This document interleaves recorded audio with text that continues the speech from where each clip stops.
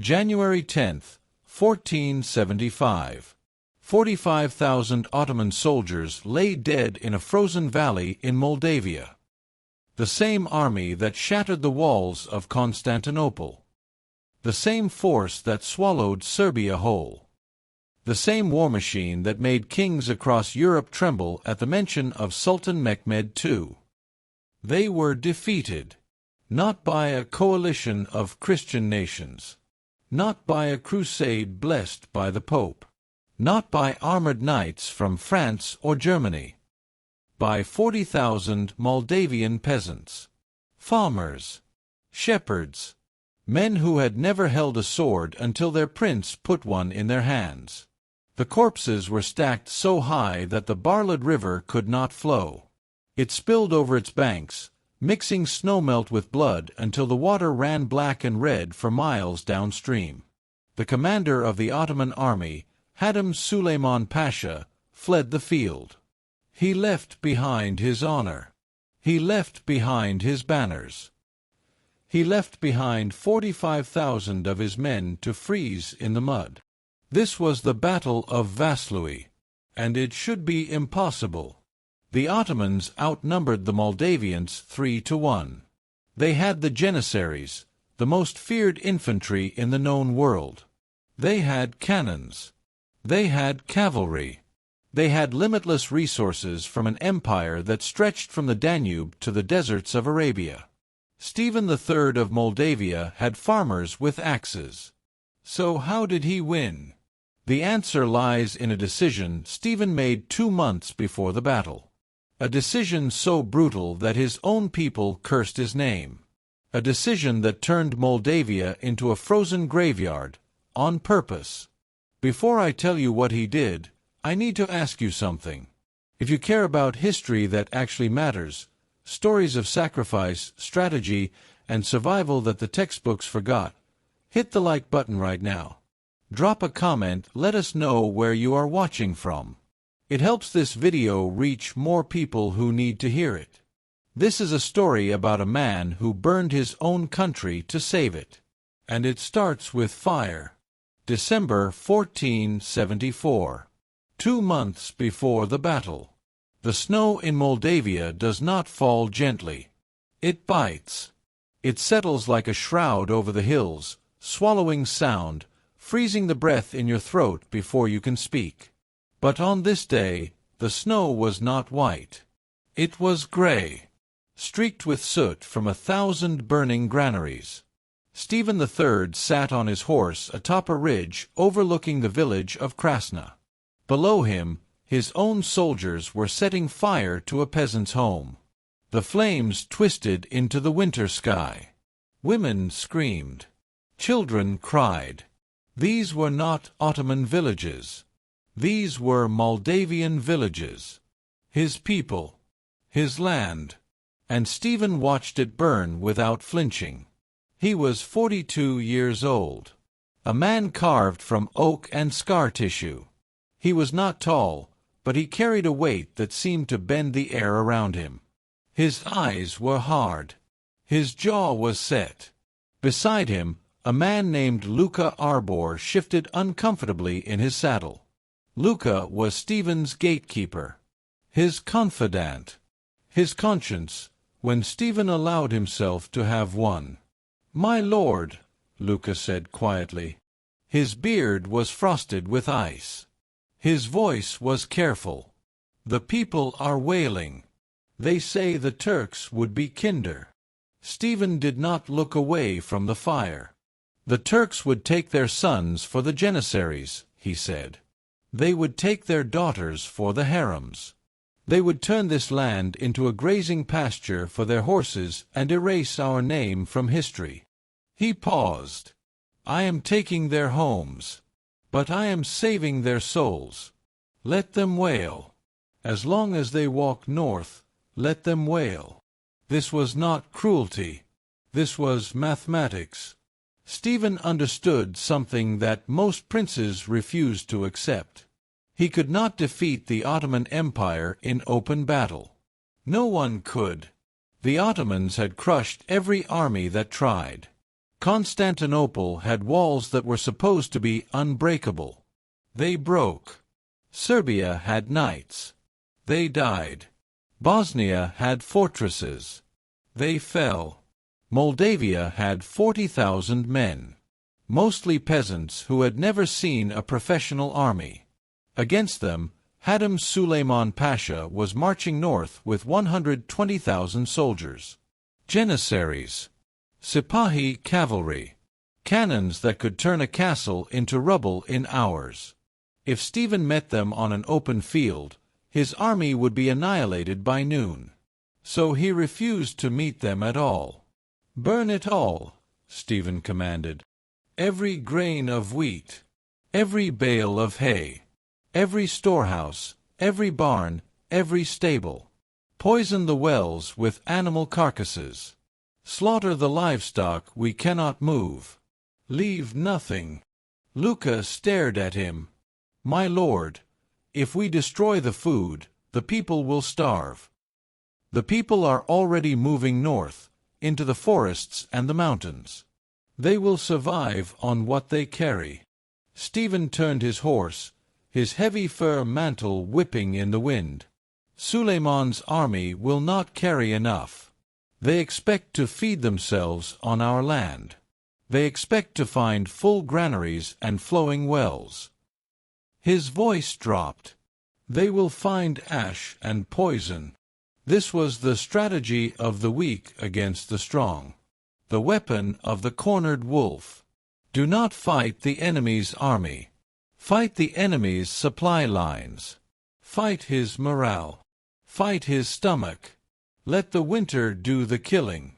Stephen had studied the Ottomans for 20 years. He knew how they waged war. They moved fast. They lived off the land they conquered. Their logistics depended on seizing local resources. Take away those resources, and the greatest army in the world becomes the largest funeral procession. But here is the part that most histories leave out. Stephen was not just burning crops. He was burning his own legacy. Every village he torched was a village his father had built. Every granary he destroyed was food his people had harvested. He was hollowing out his own kingdom to deny it to the enemy. And he knew, with cold certainty, that even if he won, his people would hate him for it. He accepted that. "We do not fight them yet," Stephen said to Luca. "We let the land fight them. We let the cold fight them. We let hunger fight them. And when they are weak, when they are desperate, when they are strung out across a frozen wasteland with empty bellies and frozen fingers." He looked south, toward the Danube, where the Ottoman army was gathering. "Then we fight them." Luca was silent for a long moment. Then he asked the question that every commander fears. "And if it does not work?" Stephen's expression did not change. "Then Moldavia dies. But it dies standing, not on its knees." He spurred his horse forward, riding down the ridge toward the next village. The next fire. The next sacrifice. Behind him, Luca Arbor watched the flames rise. He had followed Stephen for 15 years. He had seen him outwit Hungarian kings and Polish dukes. He had seen him fight battles that should have been unwinnable. But he had never seen him like this. This was not a man preparing for war. This was a man preparing to become a monster, so that his people would not have to become slaves. Stephen had made his choice. Now the Ottomans were about to make theirs. They were marching north, confident, unstoppable, expecting easy conquest. They were walking into a grave they could not see coming. 200 miles to the south, the Ottoman column moved like a glittering serpent across the frozen plains of Wallachia. From a distance, it was a sight that stopped the hearts of kings.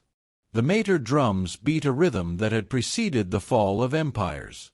Thousands of white turbans stretched to the horizon. Forests of spears caught the pale winter light. Brass-mouthed bombards, the great siege cannons of the Sultan, were dragged forward by teams of oxen, their wheels cutting deep ruts into the frozen mud. This was the army that had conquered Constantinople, the army that had made the Byzantine Empire a memory, the army that Europe's greatest military minds called invincible. But there was no glory on this march.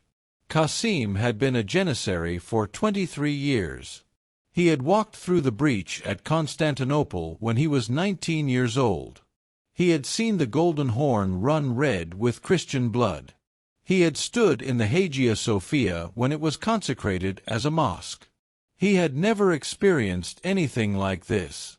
He adjusted the wool wrappings around his boots for the 5th time that hour. The cold was a living thing. It crept through every gap in his armor, every seam in his clothing. His fingers were numb. His beard was crusted with ice. Beside him, a young recruit named Selim was shivering so violently that his arquebus rattled against his breastplate. "Where are they?" Selim muttered. "We have marched for 3 weeks.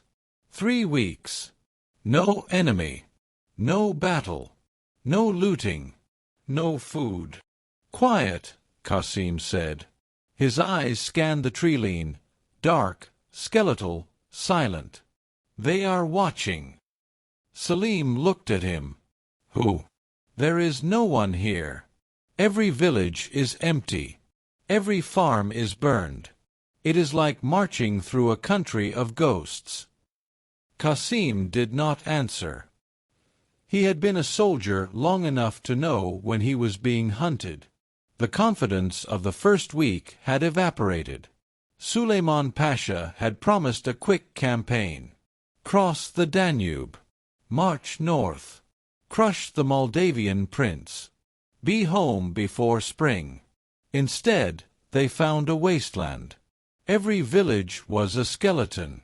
The houses stood empty, stripped of everything useful. The granaries were burned to the foundation. The wells were fouled, choked with dead dogs, rotting sheep, human waste. The army had brought supplies for 2 weeks. They expected to replenish from the land. There was nothing to replenish. Hunger came first. Then cold. Then fear.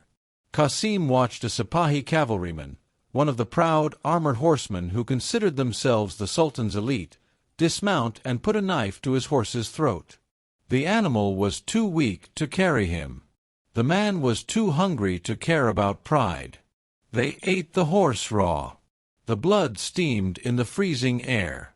This was not war. This was survival. And then the night raids began. The first attack came at dusk on the 4th day. A sentry standing at the edge of camp made a gurgling sound. Qasim looked up just in time to see the man crumple, a crossbow bolt buried in his throat. Before the body hit the ground, 3 more arrows struck the men beside him. "Ambush!" Qasim roared. But by the time the janissaries formed a firing line, their matchlocks hissing in the cold, the forest was empty.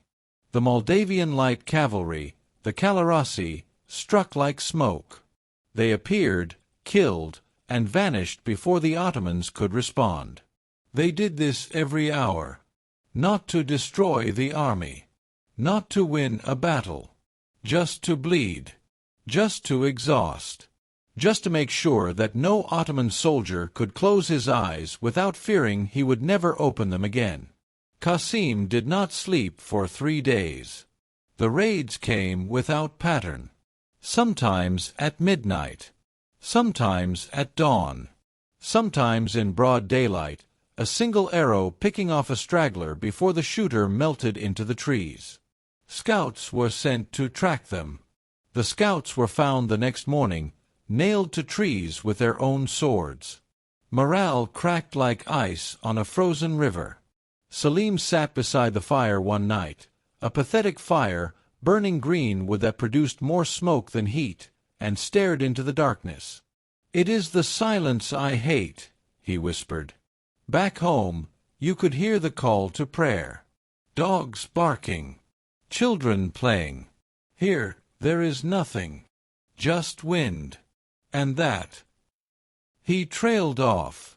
From the forest, a wolf howled. Long. Mournful. Then it was joined by another. And another. They are not wolves, Qasim said quietly. Selim looked at him, confused. The Moldavians, Qasim explained. They use the wolf calls to signal each other, to coordinate attacks. They are all around us. They have been all around us since we crossed the Danube. The color drained from Selim's face. Far behind the front lines, in a silk tent that felt more like a refrigerator than a command center, Hadim Suleiman Pasha sat before a brazier that barely cut the cold. He was furious. His hands trembled, not from the cold, but from rage. He was losing men by the hundreds every day. Not to battle. To frostbite. To dysentery. To invisible arrows in the dark. This is not war, one of his lieutenants said. This is extermination. They are killing us without fighting us. Suleiman slammed his fist on the map table. They cannot hide forever, he growled. Stephen is a rat. A coward. He hides in the forests because he knows he cannot face us on the field. Eventually, the rat runs out of holes. He pointed a jeweled finger at a spot on the map. A narrow river valley near the town of Vaslui. There. The terrain narrows. The river bends. If he makes a stand anywhere, it will be there. His eyes glittered with hatred. And when he does, we will drown him in his own blood. Suleiman Pasha was half right. Stephen was waiting at Vaslui. He had chosen the ground. He had prepared the trap. But Suleiman had forgotten something important. A rat in a corner does not run. It fights with the fury of a devil. If you are still watching, you already understand why this story matters. It is not just about a battle. It is about a choice.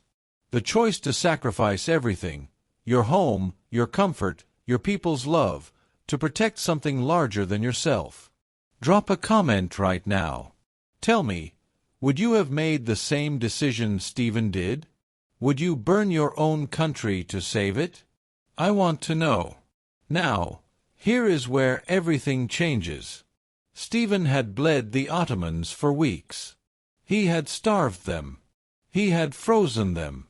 He had driven them to the edge of collapse. But he had not beaten them. Not yet. For that, he needed something more. He needed the perfect killing ground. And on the morning of January 10th, God handed it to him. January 10th, 1475. The day the world changed. The morning broke, but the sun did not appear. A dense fog rolled off the Barlad River and filled the valley floor like milk poured into a bowl. It was thick, suffocating. It reduced visibility to the length of a spear. A man could not see his own comrades 10 paces away. The cold was absolute. The kind of cold that seeps into your bones and makes your joints ache. The kind of cold that freezes the sweat on your skin and turns your breath into crystals before it leaves your lips. The mud beneath the snow had frozen hard as iron overnight. Every step crunched. Every movement echoed. Stephen stood on the high ground, concealed by the dense tree-line of the surrounding hills. Below him, the valley spread like a death trap designed by nature itself. On the left, marshland. Frozen on the surface, but treacherous beneath. A man in armor who broke through would sink and never rise. On the right, thick forest. Ancient oaks and dense undergrowth that made cavalry charges impossible and hid anything, or anyone, within. In the center, a single wooden bridge spanning the narrowest point of the river. The only solid crossing for miles. The valley was a funnel. A choke point. An anvil waiting for a hammer. Stephen had chosen this ground 3 months ago. He had walked every inch of it. He had measured the width of the passage. He had tested the ice on the marsh. He had calculated exactly how many men could fit into the bottleneck, and how few would be able to fight back. Now he stood with his commanders around him, waiting. They were tired, exhausted. 40 days of burning their own land. 40 nights of riding through frozen forests to strike at the Ottoman column. They had not slept properly in weeks. And they were afraid. Stephen could see it in their eyes. The numbers were against them. 40,000 against 120,000.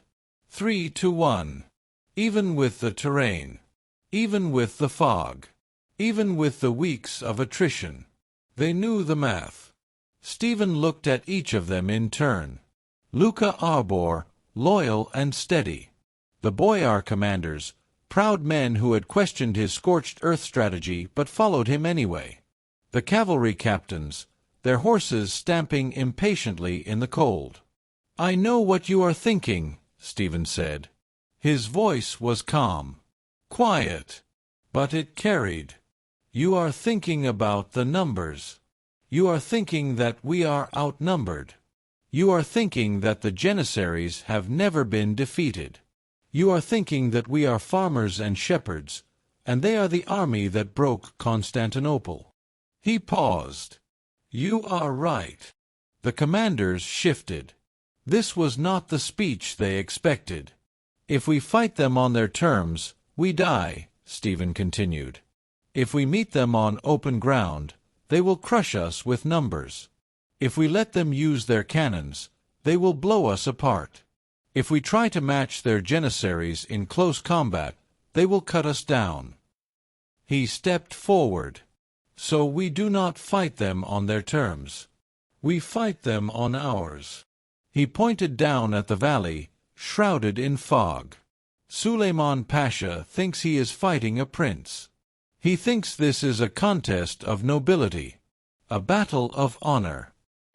He expects me to ride out under a banner, to meet him with cavalry charges and glorious last stands." Stephen's voice hardened. "He is wrong. Today, he does not fight me. He fights the mud. He fights the fog. He fights the trees. He fights the cold and the hunger and the fear that has been eating at his army for 40 days. Stephen turned to his infantry commanders. "You will hold the center. The peasants with pikes. The men with axes. You will form a line at the base of the valley, in front of the bridge. You will meet their advance." The commander of the infantry, a grizzled man named Vaslui, frowned. "Meet them? My lord, we cannot hold against the Janissaries for long. You will not hold," Stephen interrupted. "You will give ground." "Silence.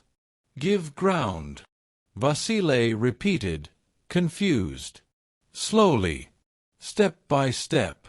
Make them pay for every inch in blood. But let them push you back. Let them think they are winning." Stephen's eyes glittered. "Arrogance is flammable. We just need to strike the spark." He turned to the cavalry commanders.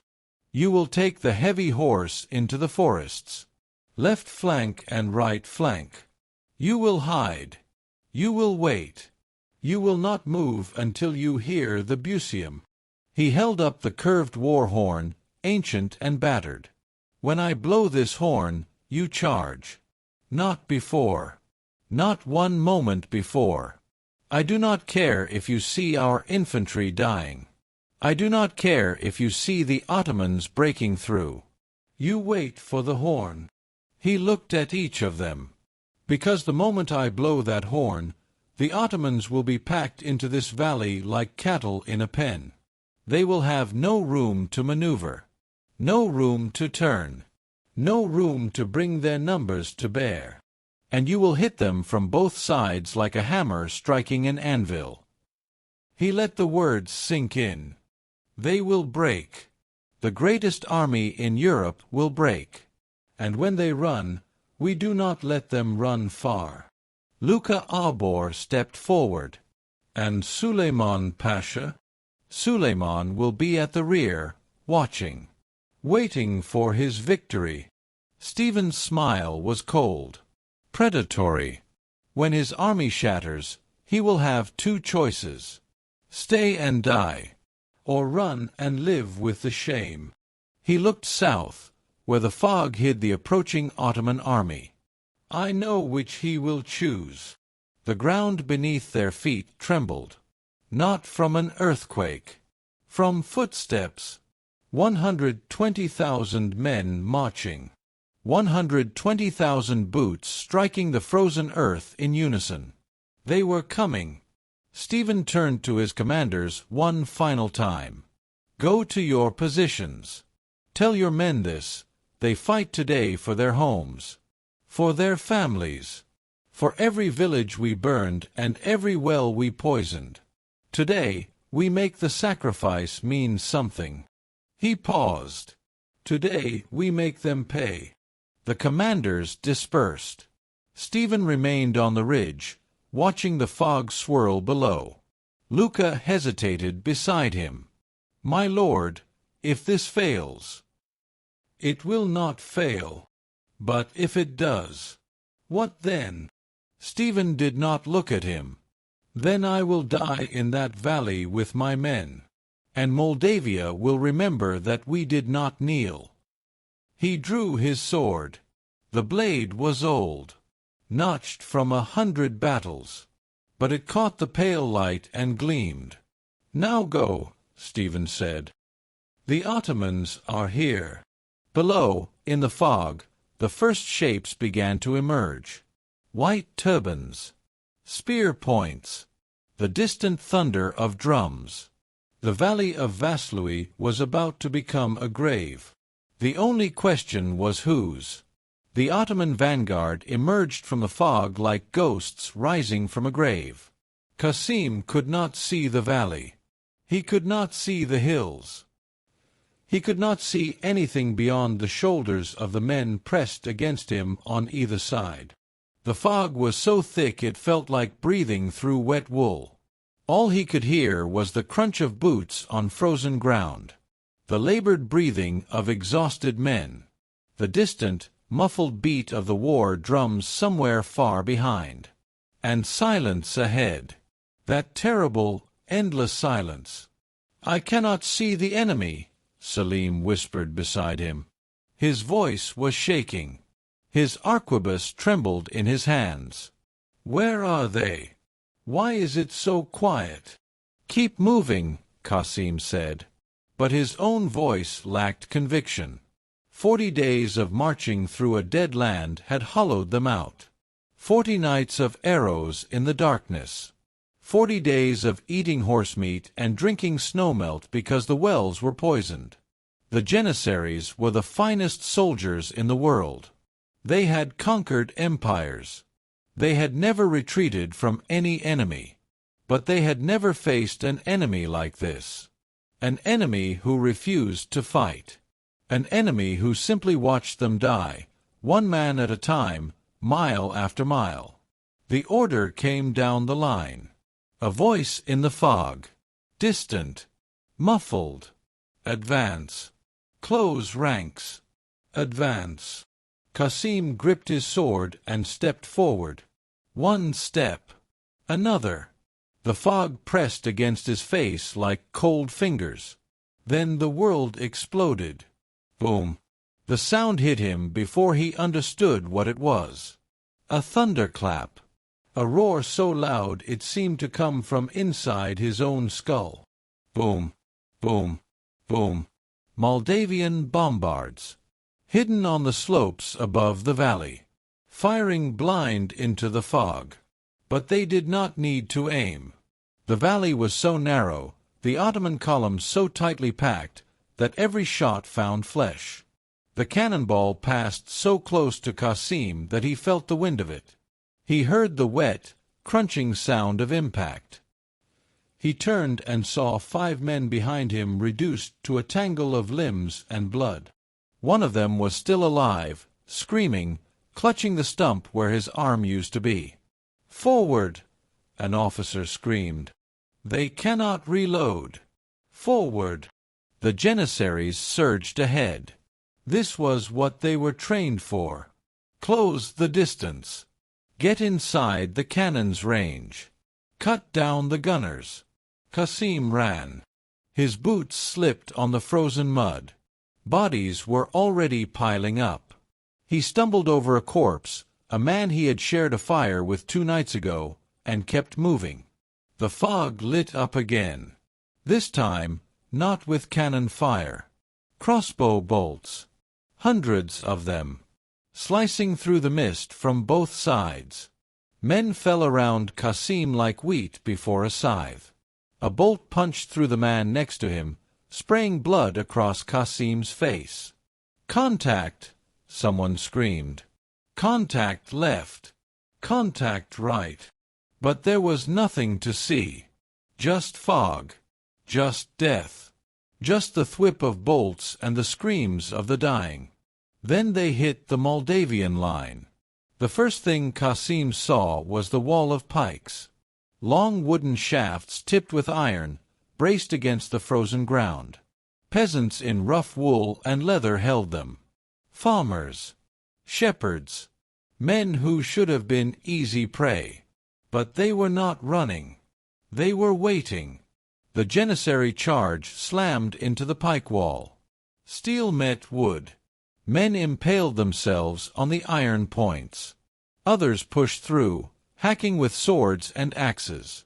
Qasim found himself face to face with a Moldavian soldier, a man with a thick black beard and eyes full of desperate fury. The man swung an axe. Qasim blocked it with his sword, feeling the impact rattle his teeth. He thrust forward, felt the blade sink into flesh, and the man went down. No time to think. Another enemy was already coming. A boy, no older than 17, screaming something in a language Qasim did not understand. Qasim killed him too. This was what war was supposed to be. Close. Brutal. Honest.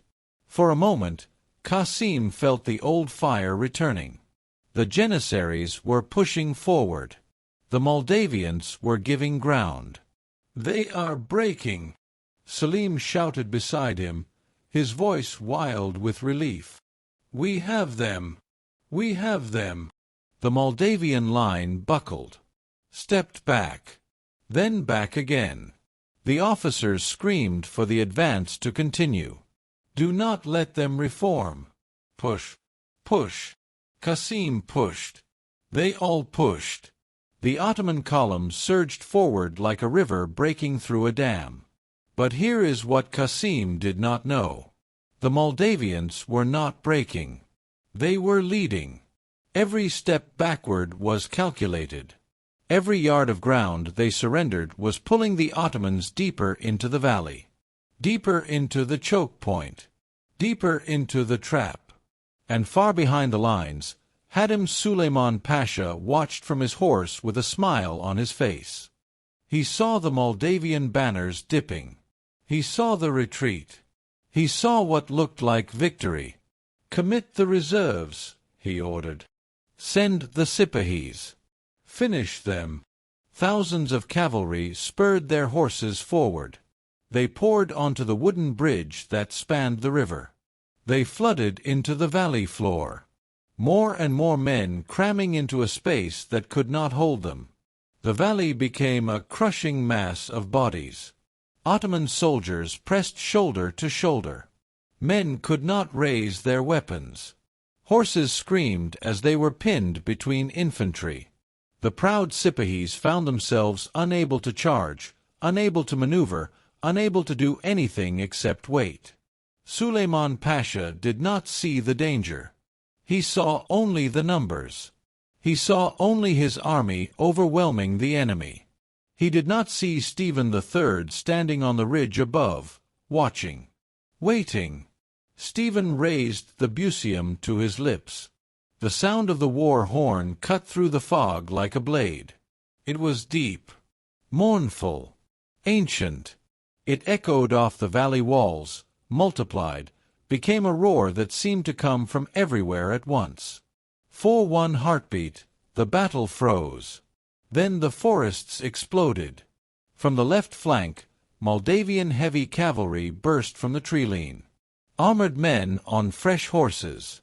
Lances leveled. They did not ride like knights in a tournament. They rode like an avalanche. A wall of iron and muscle and fury crashing into the exposed Ottoman flank. From the right flank the same. More cavalry. Thousands of them. Hidden in the forests for hours, waiting for this moment. The hammer met the anvil. Qasim heard the screaming before he understood what was happening. He was still pushing forward, still pressing against the Moldavian infantry, when the wave of panic hit him from behind. Trap! It is a trap! He tried to turn. He could not. The press of bodies held him in place. Men were pushing from every direction, screaming, shoving, trampling each other. He caught a glimpse through a gap in the crowd, Moldavian riders cutting through the Ottoman ranks like farmers cutting grain. Blood spraying in arcs. Men and horses going down in tangled heaps. The disciplined Janissary lines dissolving into chaos. Form up! Qasim screamed. Form a square. Protect the flanks. No one listened. No one could hear him. The noise was deafening, the clash of steel, the screams of the dying, the thunder of hooves, the constant boom of the bombards still firing into the mass. A Sipahi horse, riderless and bleeding from a dozen wounds, crashed into the men beside Qasim. He was thrown to the ground. Boots trampled over him. Someone stepped on his hand.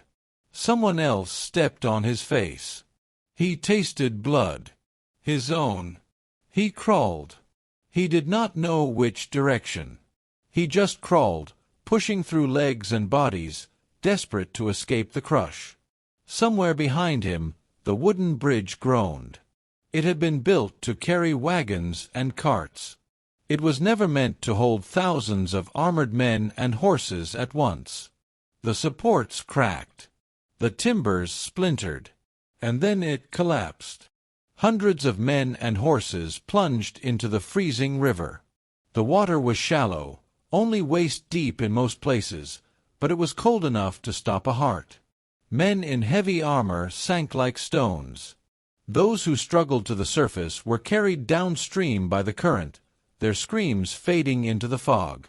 The river ran black with mud and bodies. Then it ran red. On the high ground, Stephen III watched the slaughter unfold. He did not cheer. He did not smile. His face was carved from stone. This was not victory. Not yet. This was work. He drew his sword, the same notched blade he had carried for 20 years, and spurred his horse forward. "With me!" he roared. "With me, Moldavia!"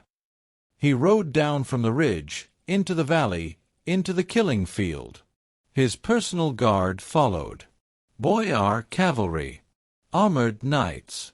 The best warriors he had. They hit the Ottoman rear like a thunderbolt. Stephen was not a general observing from afar anymore. He was a butcher wading into work. His sword rose and fell. Rose and fell. Blood splashed across his armor. Across his face. "Show no mercy," he bellowed. "For every home they burned, take a head. For every child who froze in the mountains, take a life. Make them remember this day until the end of time." The Moldavians obeyed. Peasants emerged from the woods, men who had hidden in the trees with pitchforks and axes, waiting for this moment. They fell upon the fleeing Ottomans like wolves on wounded deer. There was no honor in it, no chivalry, just the brutal mathematics of survival. The Janissaries, the invincible Janissaries, The conquerors of Constantinople, the terror of Christendom, broke. They ran. They threw down their precious muskets. They dropped their swords. They scrambled up the muddy slopes, slipping on ice and blood, clawing at the frozen ground with bare hands. And still the Moldavians pursued. Qasim ran. He did not know where he was going. North, south, it did not matter. He just ran. His lungs burned.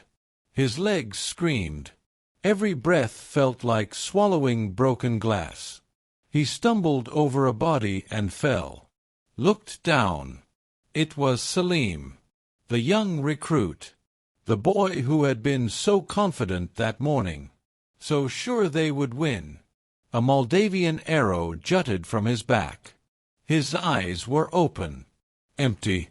His hand still clutched his arquebus, unfired. Qasim did not stop. He could not stop. The instinct for survival had overridden everything, his training, his honor, his duty. He scrambled to his feet and kept running. Behind him, the screaming continued. Far to the rear, Hadim Suleiman Pasha sat frozen on his horse. His army was dying. The greatest military force in Europe was being butchered in a valley of fog. Men he had commanded were running past him, ignoring his screams to rally. His banners were falling. His drums had stopped. An aide grabbed his bridle. "My lord, we must go. Now." Suleiman looked at the chaos one last time. His face was pale. His hands were shaking. Then he turned his horse and fled. He left behind his honor. He left behind his army. He left behind 45,000 men who would never see home again. The invincible Ottoman war machine had finally met its match. Not on the walls of a fortress, not on the deck of a warship, but in a frozen valley in a country most of Europe had never heard of. 40,000 peasants, farmers, shepherds, men who had been fighting for their homes, their families, their right to exist. They had done what no one believed possible. They had broken the unbreakable. The sun broke through the clouds late in the afternoon. It was the first time in weeks that the sky had shown anything but gray. The light fell across the valley of Vaslui like a judgment from heaven, illuminating a scene that no man who witnessed it would ever forget. The dead were everywhere. They covered the valley floor in heaps. Ottoman soldiers lay tangled with their horses, with their weapons, with each other. The snow had turned to red slush. The mud had become a churned bloody paste that sucked at the boots of any man who tried to walk. The piles of corpses were so high in places that the river was dammed.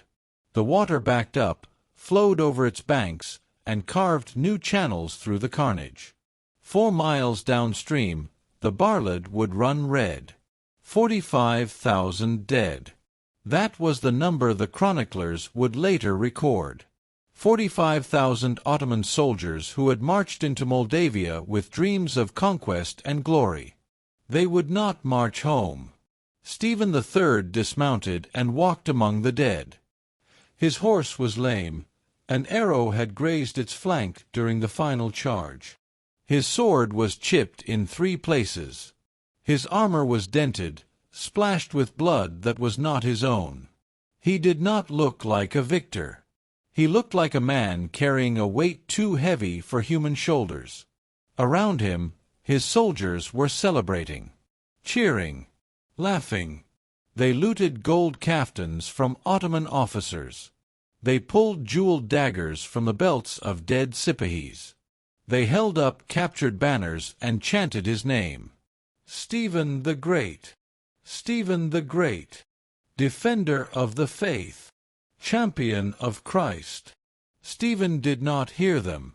He was looking at a body, a Moldavian boy, no older than 16, wearing a wool coat that was too large for him, probably his father's, clutching a broken spear in frozen fingers.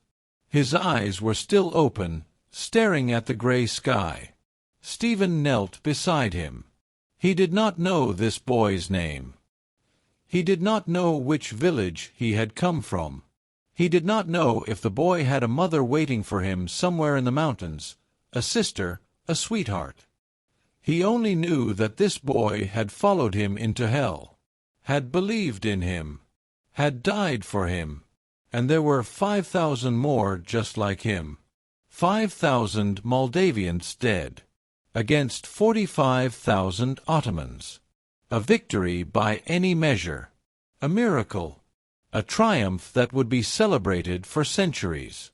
But Stephen looked at the boy's frozen face, and he felt no triumph. He closed the boy's eyes with his own hand. The skin was cold as ice. Footsteps crunched behind him. Luca Arbor approached, grinning broadly.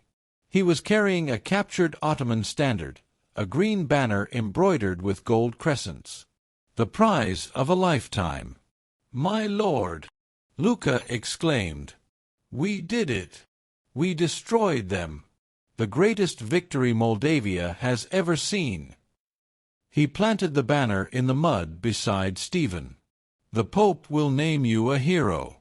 Hungary will sing your praises. Venice will send ambassadors. All of Christendom will know what happened here today." Stephen stood slowly. His joints ached. His body screamed for rest. He was 42 years old, and in this moment he felt like 100. He looked at Luca. "Europe will sing songs," Stephen said quietly. "They will ring their bells. They will hold their feasts. And then Europe will go back to sleep." Luca's grin faltered. "My lord!"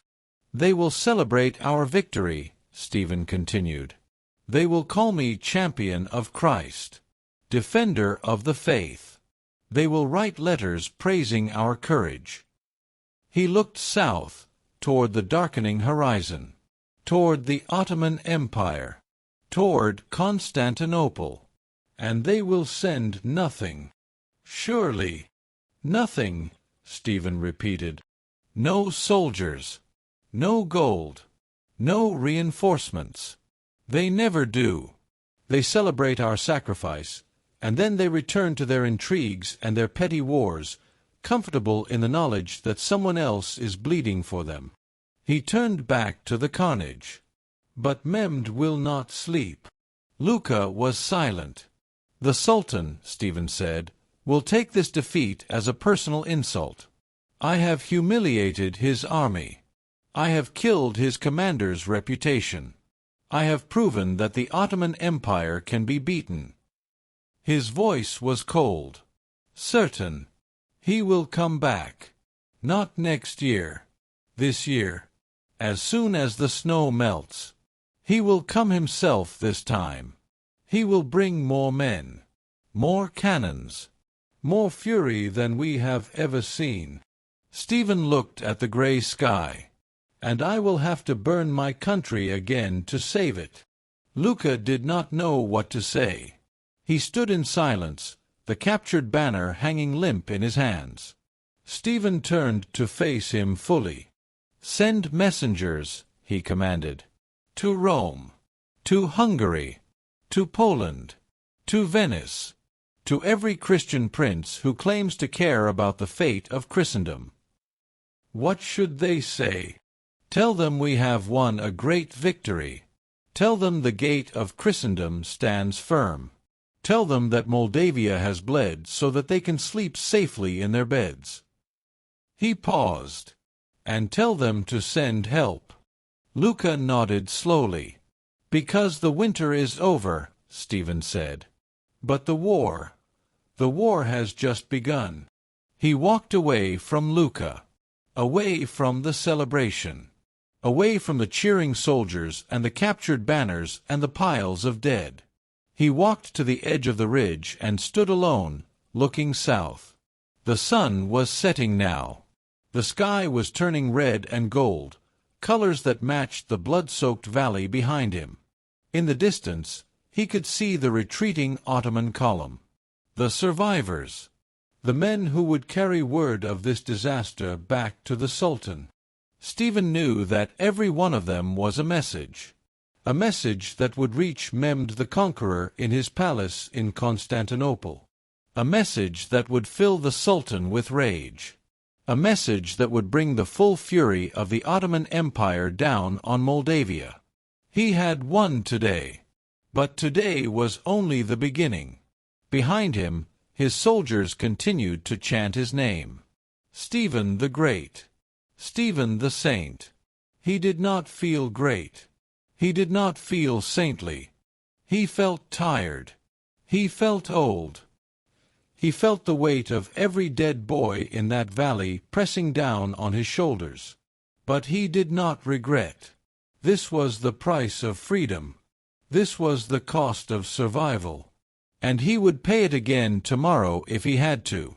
Because the alternative, kneeling to the Sultan, watching his people dragged into slavery, seeing his country erased from history, was unthinkable. He would burn it all 100 times before he let that happen. The sun disappeared behind the hills. Darkness crept across the valley. And Stephen III, voivode of Moldavia, stood alone in the fading light, already planning for the next war. The news of Vaslui spread across Europe like wildfire. Messengers carried the story to Rome, where Pope Sixtus IV received it with astonishment. The Pope, a man who had grown accustomed to hearing nothing but defeat and disaster from the eastern frontier, declared Stephen III Athleta Christi, champion of Christ, the highest honor the Church could bestow on a warrior.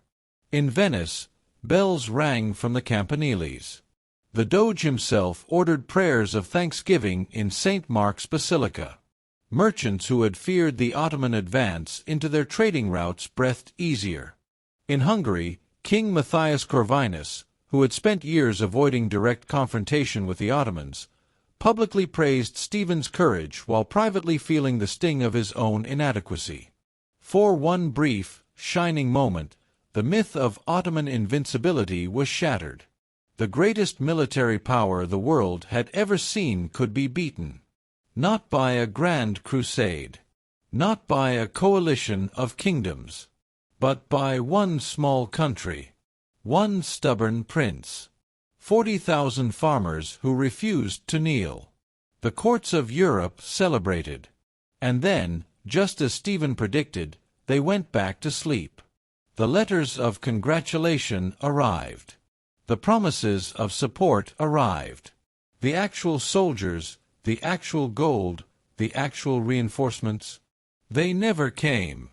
And Mehmed the Conqueror did not forget. The Sultan received news of the defeat in his palace in Constantinople. The chroniclers say he flew into a rage so violent that his advisers feared for their lives.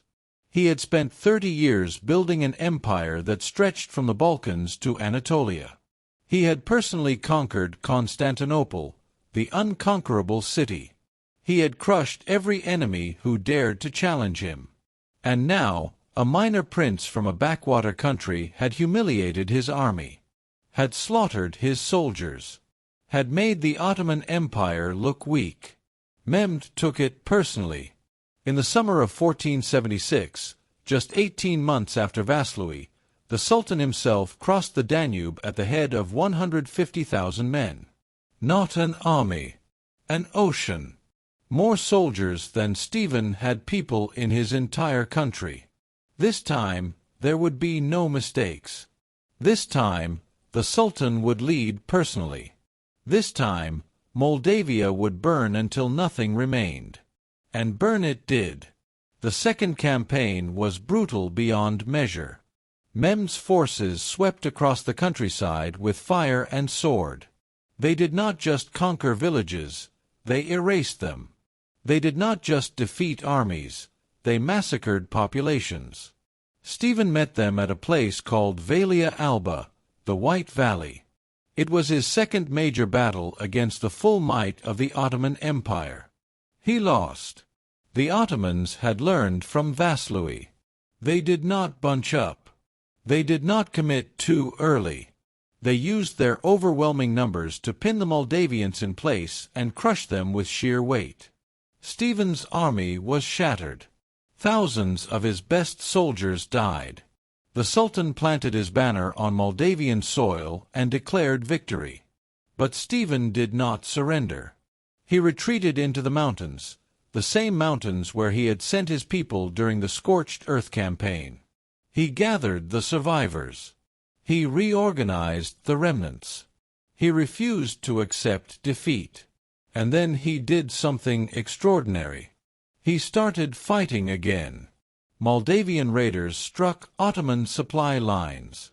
They ambushed foraging parties. They poisoned wells and burned bridges. They made every mile of Moldavian soil cost Ottoman blood. Mehmed had won the battle. But he could not win the war. His army, far from home, began to starve. Disease spread through the camps. The Sultan, the conqueror of Constantinople, the terror of Christendom, found himself bogged down in a country that refused to die. By autumn, Mehmed was forced to retreat.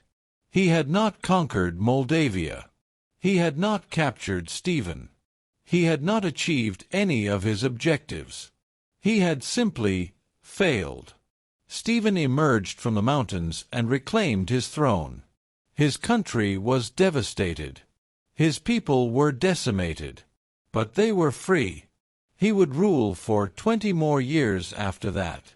In total, Stephen III reigned for 47 years. He fought 36 major battles. He won 34 of them. He built a church for every victory, stone monuments that still stand today, scattered across the Moldavian landscape like markers of blood and faith.